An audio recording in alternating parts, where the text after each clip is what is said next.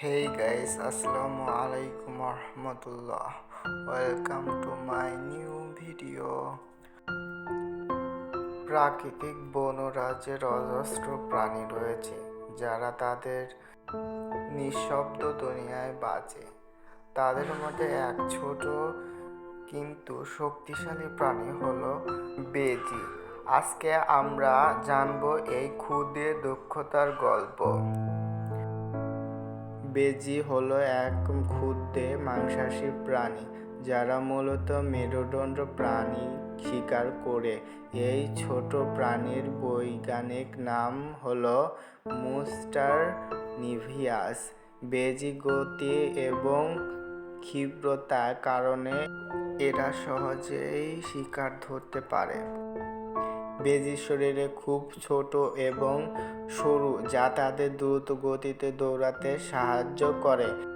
তাদের গড় দৈর্ঘ্য প্রায় 20-30 সেন্টিমিটার এবং ওজন প্রায় 250 গ্রাম। তবে ছোট হলেও বেজি তীক্ষ্ণতা এবং নখ এদের ভয়ঙ্কর শিকারিতে পরিণত করেছে।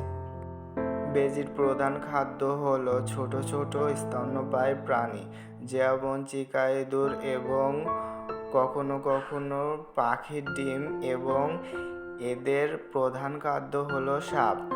শীতের দিনে এদের শিকার ধরার দক্ষতা আশ্চর্যজনক।